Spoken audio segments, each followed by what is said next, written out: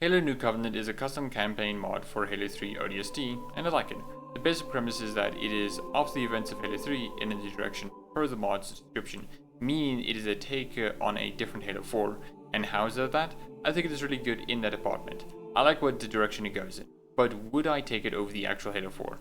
I don't know. I love Halo 4. On any given day, Halo 4 is either my favorite Halo game or my second favorite Halo game.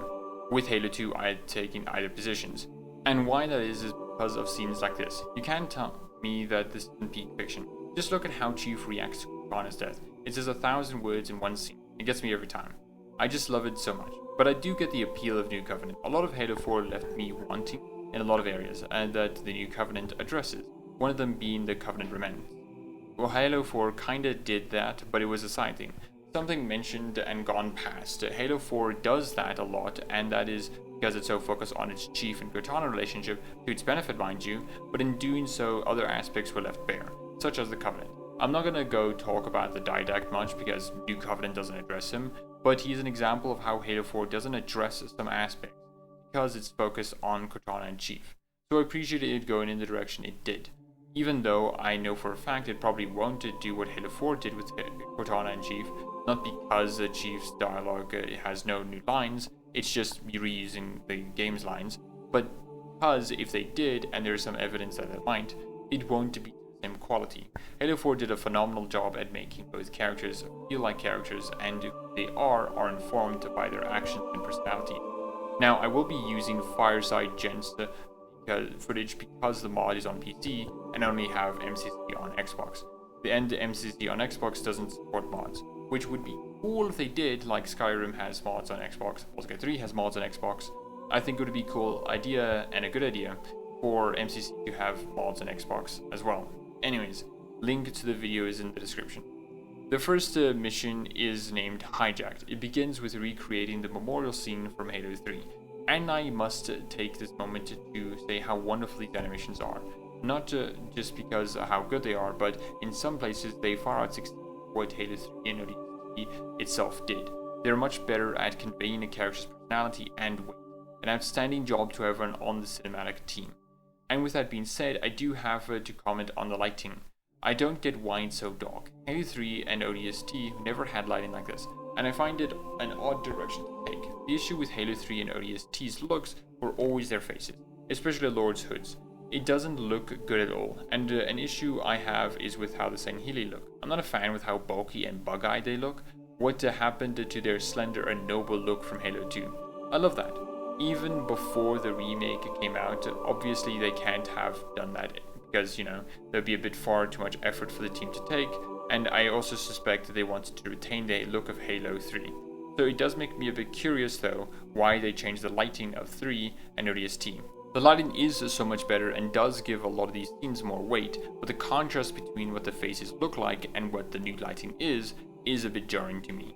As the mission says, the Shadow of Intent is hijacked on its way to San Helios, but there are a few things I want to point out that I find very funny, like the very weird exchange between the Arbiter and Halfjaw, and this random Sangheili just casually walking past the console like it's not even his job to look at it, glances at it, and then is surprised at it. Like this guy didn't glance at the console, they would have been unaware of the boarding until it was too late. What? It's just very odd. And then the Arbiter gives us a strange one-liner that feels out of place.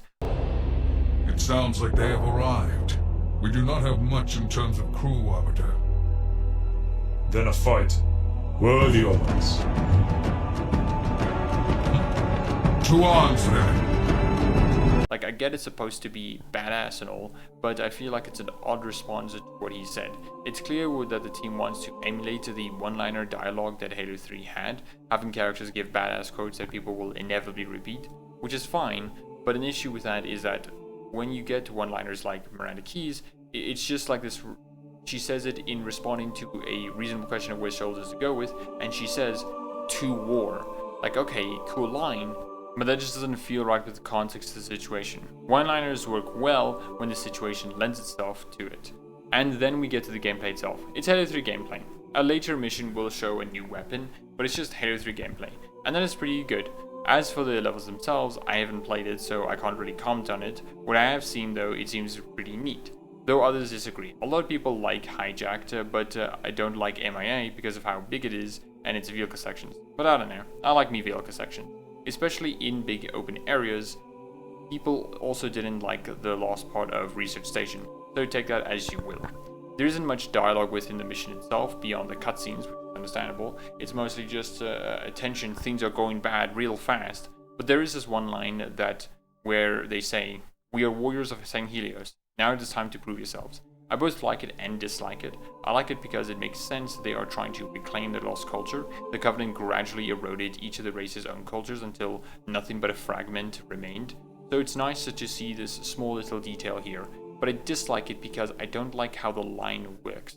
The line is delivered very well, but I feel like the context behind it isn't there. I think it would have been a bit better if it was just a bit longer. Like maybe, "We have broken the shackles of the Covenant that caged us in ignorance. Now we are warriors of St. Helios. Prove that to our enemies." Something like that would make a lot more sense with the context of the situation. It would recognize more readily what the St. Heli were and what they are now. The mission ends with the Arbiter absolutely getting homed run. We are then introduced to the Warlord of the Covenant. I will go back to him later. I like this cutscene a lot. It shows us who the Warlord of the Covenant is, what he wants, and that he intends to carry on the Covenant despite what humanity and the Arbiter did. It's something I so wanted to see in the actual Halo 4. Julum Dama is a really cool character in the books, but we never got to see him in game. Well, technically we did in Spartan Ops, but that was a side mode, but beyond that, we just get the fact that the Storm Covenant are now a thing, and there is no deep dive into what they are, how they came about, and who leads them. So I appreciate seeing this. Though there are other things I want to talk about regarding the Warlord, but I will get to that when it's more appropriate. Also, my boy Halfjaw died. They just killed him like that. How disrespectful, man. The mission then ends with the Arbiter escaping. This is where I have a bit of an issue. The mission before says this Shadow of Intent is 23 days to St. Helios. Okay, but somehow the Arbiter's distress beacon was able to reach Lord Hood's vessel. Sir, and somehow we have to didn't leave alert the distress Warlord. beacon on the It feels like it's a leap of logic, should we like how proceed? Miranda, Johnson, and the Arbiter were able Take a to look. get back to Earth faster than Chief. Obviously, there can be an explanation for this, but that would be outside the game. The reason I think this is here is just simply to get the story. You're lucky we got your beacon. Why were you on that Phantom? Where's the Shadow of Intent? Covenant remnants, radical followers of truth, attacked and boarded the Shadow of Intent by surprise. Outnumbered my crew were. None survived. The remnants, they installed a shield. It appears to be Forerunner in nature. They intend to rearm the vessel and bear her on humanity. Just what we need. Most of the UNSC, what's left of it, is in dry dock for repairs. How far is your fleet? We could use your help once again. They have returned to St. Helios by my orders. It would take them weeks to return, but I will send a message. Humanity thanks you. I'll send word to the other species colonies. Not all are behind the prophecies now that the truth is out. We will need everyone we can muster. It would be nice, though, if the Chief were still here. I love this cutscene so much. The dialogue is just right, and the animation works are on spot. I am not a fan of the lighting still for the reasons I've said before, but it is used effectively here. I also love how they explained why they can't attack the New Covenant, because Earth's ships are in dry dock for repair, and the St. Helios ships are already at St. Helios. Now, I don't think them being there already before the Arbiter is there is an issue, because he could just would have told them to return before the memorial happened. Anyways, it is such a great explanation. I also love how Lord Hood says, "We'll call up the other species and get them to help." Well, you have no idea how much I love the idea that we'll be fighting alongside grunts, jackals, hunters, engineers, and maybe even brutes as chief. The possibility. I also like it because it recognizes the Covenant races have gone their own path and might even ally with humanity. I hope that is true. Also, I want to point out that the bridge is shown is very similar to Infinity's bridge. It is, I'm not sure if that is intentional or not, but it is cool. I love the Infinity, and seeing it more get screen time is pretty cool. Hopefully it's more than 3 for 3 gave her.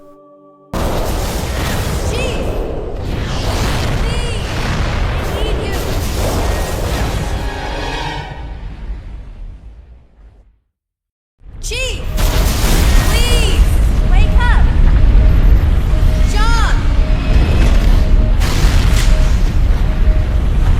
Cortana! Get to a drop pod, now!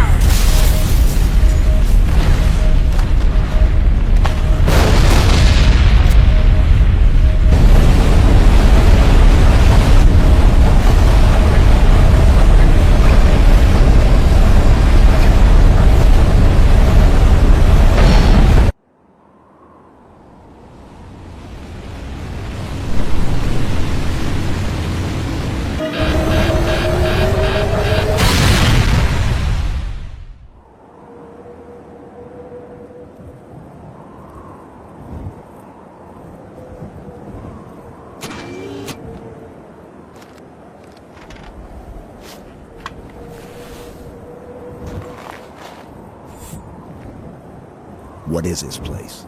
I don't know. We aren't anywhere near the Ark, that's for sure.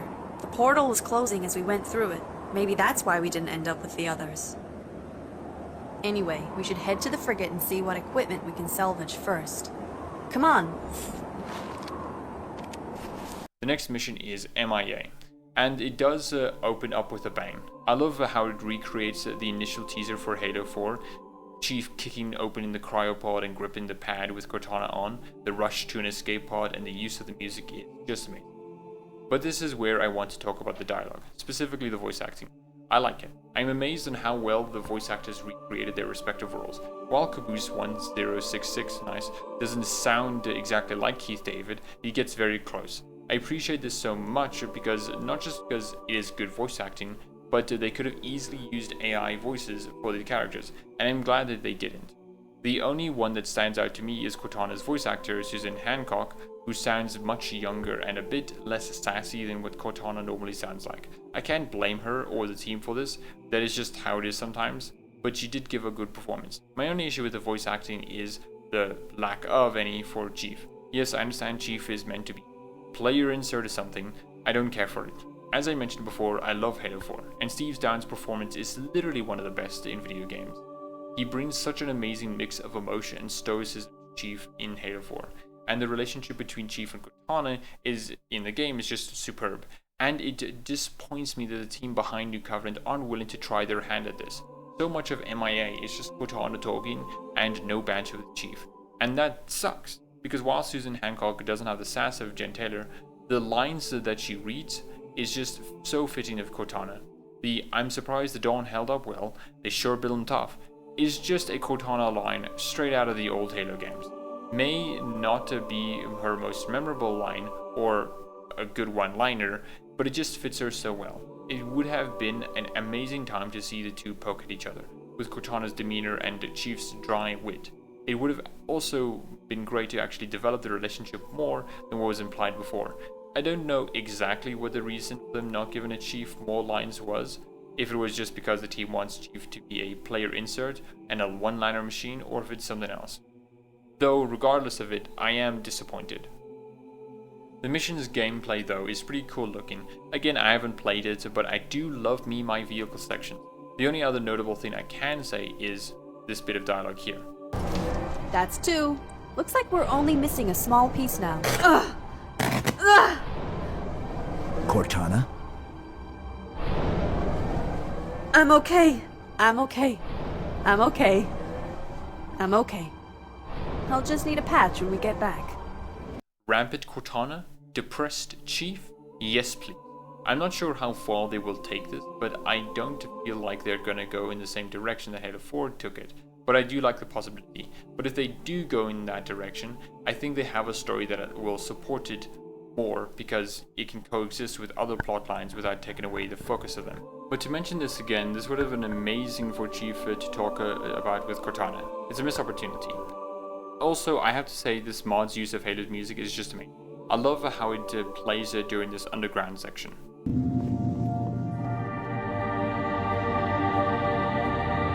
Okay. Wow. I was not expecting this. The end of the cutscene is very weird to me.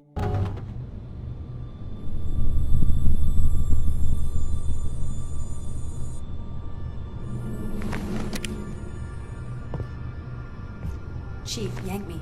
I'll handle this.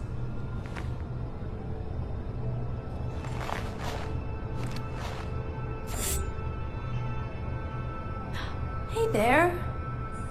You can come out. We won't hurt you. Then why did you destroy the Sentinels? They attacked us. We didn't want to hurt them. We did save you from those Covenant, didn't we?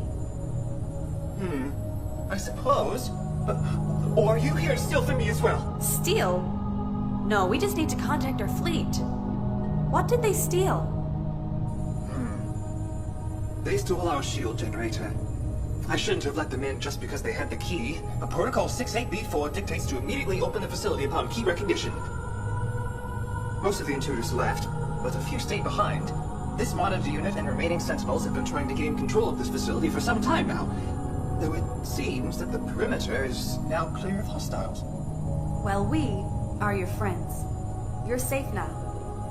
Does this facility have a communication system? Yes. This way. Monitor, what is the purpose of this facility? Well, this facility is the primary listening outpost for Installation 02 Epsilon. But we lost contact with the installation approximately 8,200 local cycles ago. We have been on standby for contact from the on-site monitors ever since. Our fleet could help with reconnection to the installation, if you help us. Perhaps. Here's the communications panel. Thank you.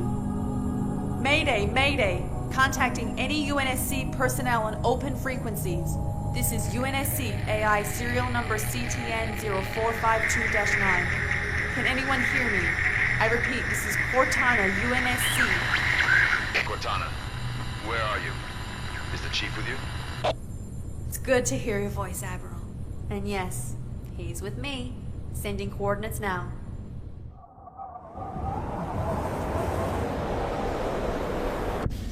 It's good to see you in one piece. You too, Cortana. I agree. It is good to have you back. Thank you, both of you. But we have information. There's an operational Forerunner listening outpost for the Epsilon Ring on this planet. We've made friendly contact with its monitor unit. The Covenant were also here and stole a Forerunner shield from the outpost, and were in possession of jump points for a Covenant carrier class too. Uploading them now.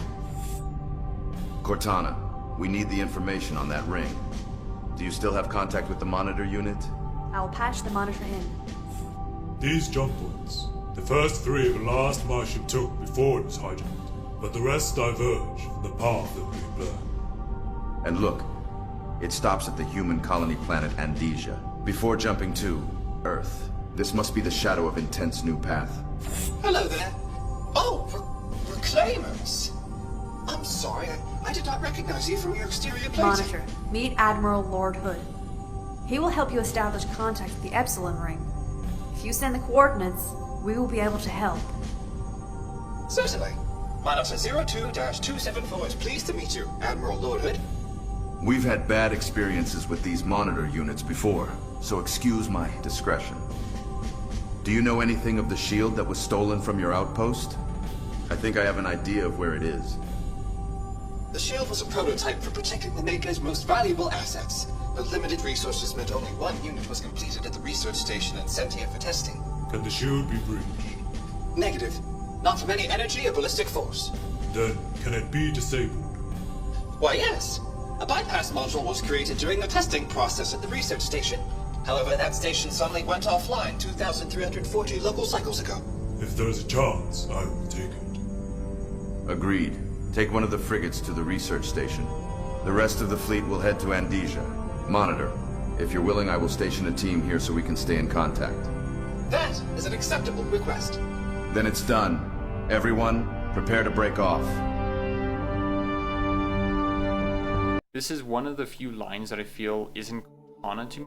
While Cortana is a lot better with human interactions than Chief, she doesn't do stuff like this, where she comforts someone in this way. It's only for a rare few people who she is very close with that she does this. I think this scene would have been a lot better if it was done differently, and maybe it bothers me more because of Cortana's distrust with monitors. Her acting very friendly to them is very odd to me, or maybe it's the tone and inflection that the voice actor uses. Either way, I think this could have been done a lot better. Also, I have to say that I do like the fact that they carried over what Halo 2 did, which is being able to transfer Cortana through Chief's armor instead of inserting a chip. It frustrates me that it didn't happen in Halo 3. Anyways, the rest of the cutscene is pretty good, not much else to say. The next mission and the last available one is Research Station, and I can see the reason why they went with the lighting choice that they did. The Pelicans flying make it look like it's straight out of a new game. Though I still hold to the fact that the direction they went in is an issue for me. I want this campaign to feel like it slots in with Halo 3 and ODST instead of feeling very new. I get that this is trying to be an alternative Halo 4, but this is still bound by the engine of Halo 3 and ODST. I think working to make it similar is a better idea and is what I want from a cohesion standpoint. For example, the lighting is much better, but the faces cause an odd contrast. It doesn't fit in my head. The faces don't look better in the new lighting. It exposes the issues they have more. But an issue that occurs for me during this mission is that the Flood are back. I can get that the Forerunners wanted to experiment and test on the Flood, but man, it seems like everywhere we go, the Forerunners are just one glass tube breakage away from a Flood outbreak. I'm not saying the Flood should never and must never come back after Halo 3, but this early? For what purpose? One of the things that I like about New Covenant is exploring the immediate aftermath of Halo 3. What are the Covenant remnants doing? What is humanity now doing with this brief peace? How are the Sangheili reacting to this massive culture change? When I think about what should be explored right after Halo 3, the Flood isn't one of them. My issue here isn't that the Flood being there is a mistake or done poorly, it's more that I don't like the direction it went in. I felt like the Flood should be reintroduced after the New Covenant is dealt with, and with other obvious conflicts out of the way. The Flood are an endgame threat. To have them here now seems to be just no more than jangling keys in front of me. And I am falling for it. The keys are jangly, and I like it. But I don't think this campaign needed to do this. I feel like it could have been better to actually explore the relationship between humanity and the Covenant with each other. Which leads me to the statement that I have seen a lot of places, that the New Covenant retcons Halo 4, which I don't see how this is the case beyond the obvious, like, yeah, it's a different story, but beyond that, it doesn't outright retcon lore elements. I have seen people claim that this mod retcons the fact that Forerunners are different species than humans, and I don't see that anywhere, implied or otherwise. Now, maybe the Discord for New Covenant has the developers say this, but the campaign itself, I don't see it. It's people imposing what they want the campaign to say. Now, will the devs of New Covenant introduce the Didact and the Librarian? I don't know. Maybe or maybe not. I am leaning into the maybe not category. Not the point in what I'm saying is that people shouldn't state they retcon Halo 4, but they should rather just express that they want to retcon it. But clear on what New Covenant is actually trying to do and what you want. That is what I'm trying to say. Motion trackers. Damn, my balls are freezing. Oh yeah, it would be a problem if you really had some, Snips. Well, Ellie, I think you hurt my feelings. Man, I love these guys. The voice acting is top notch and the dialogue is just what Marines would say. It's really good. Maybe they would freeze if I had any. That is such a good line, honestly. The only issue I have is with stuff like this. What the hell is this? Oh, what the It's the Flood. God, we're done! Game over, man! Game over! Like, they delivered so weirdly. I can understand they wanted to portray the Flood aren't well known by humanity at large, and the only people who know are high-ranked individuals and people who were there on the ground when it happened. That is fine, but I just don't get the delivery. Obviously they aren't professionals, and I won't give them that much slack for it, but it's so notable in my head that it turns around from being, an issue to very endearing and compelling. I genuinely like these Marines, and I think it is owed to the odd voice acting and line delivery. The only real voice line I have an issue with is the "game over, man, game over." Like, I get they wanted to reference the cool, underrated, unheard of aliens, but this is a bit much. It did take me out of the experience a bit. The reference itself isn't an issue because Halo Combat Evolved did it as well, but it's delivered in a much better way in that game. While this one, it just feels like a lot more forced. But then, in a weird whiplash, right after that, the Grave Mind, or Proto-Grave Mind, because it's not fully grown yet, mind controls the Marines, and then starts to attack the Arbiter. This sucks, man. I just... It's such a whiplash to me, that I was so confused because like I grew to actually like these guys, but then the line was said, and I'm like, wait a minute, this is a bit weird. Then they die. How am I supposed to feel about this? You know? But I do enjoy it, you know, because the Gravemind or Proto-Gravemind are supposed to be able to exert influence onto people, and seeing that in action was quite good. Another line I have to mention is when the monitor makes a slight jab at how slow the gondolas are. I like it. Next thing to mention is the new gun they added. It's this weird long-range pistol. I can't give any more descriptions beyond that, but because I haven't played it obviously. But it looks good. I like the design as well. It does obviously harken to the more practical aesthetics that the Forerunners have in the older games. The mission ends off with a boss fight with the Gravemind or Proto-Gravemind, though I do have to mention a weird pet peeve of mine that I do have, which is none of the characters interacting with the Flood aren't immediately affected. Like, the Arbiter is right there. Even though shields are the explanation of why they can't get infected, it's still weird that he's like that close and no infection happened. But this is a broader issue that I have with the Flood depictions and not just this mod. The mission then ends with a shield bypass acquired. It then transitions into showing us what is happening with the Shadow of Intent. And we learn that the reason the Shadow of Intent's weapons were offline was because of a sabotage, because of the specific Saint Healy. We then get some backstory of the Warlord of the Covenant, named as such because Truth gave it to him. Now, from what I looked up, I can't really find any actual title in the Covenant called Warlord of the Covenant. Truth or rather the mod, just made it up, which is fine.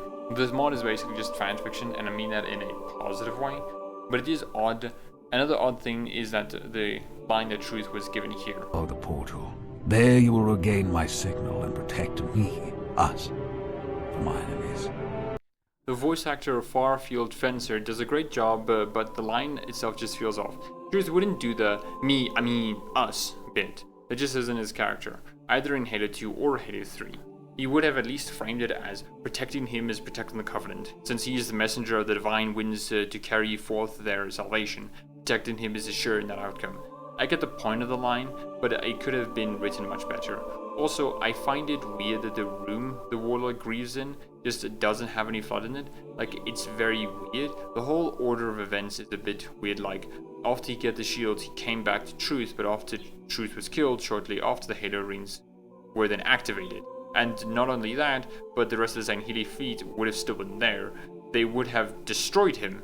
I get this is meant to show the Warlord wants to destroy humanity and Saint Healy in a very like real and visceral way, but again, it just feels like it could have been done a bit better. Other than that, I do love the fact that we get some backstory on our main antagonist. It is something I so desired with a lot of Halo games. Halo Combat Evolved didn't have one, which sucks. Halo 2 is the best one in my opinion. Halo 3 is okay, but I would have liked to know more about the brute who took up Tarsus' mantle, and 4 didn't do a great job at showing who Julim Dama or the dialect is. So I appreciate that it is giving us much needed background on our antagonist. Also, Mendicant Bias mentioned. Gift from the great Mendicant Bias. This is much more than 343 or Bungie ever gave him. Thank you so much. It is sad that Mendicant Bias just doesn't really get that much relevance, even though he's the one who transported John and Cortana to Requiem, but it's never said in game. Like, what was the hesitance by 343? I know Bungie didn't do it because they didn't like external media, but 343? I don't get it. It's literally just one line, but I hope it means more stuff from the books will appear in future missions of New Covenant. And this is the end of New Covenant. They say that they are working on Mission 4, and I look forward to seeing what it is. While I think it has a lot of issues, I still think it is really good and has a lot of potential to get better as it goes on. And additionally, I think they could make improvements to prior missions as well, since they aren't bound by normal game development. I look forward to the direction this new take on Halo 4 makes. And by the way that Research Station ends, I do hope we get to play as the Warlord. It will be so cool in my eyes. And yeah, thank you to everyone who made Halo New Covenant. While I wasn't able to play it because, I'm on Xbox, not on PC, I do appreciate the amount of effort that they put into this, and it's just astonishing what you can do with the tools provided by 343 for, the Master Chief Collection. And I look forward to seeing whatever other mods do. Thank you to everyone who watched the video. Bit of a different video than I was going to intend to make, than what I initially said. But I wanted to do this one because it really gripped me, So yeah, if you liked the video, I hope you liked the video. If you didn't, there's a button next to the like button that you can press. And if you really liked it, maybe consider subscribing, and then comment down below what you think about the new Covenant. I hope you enjoy your day.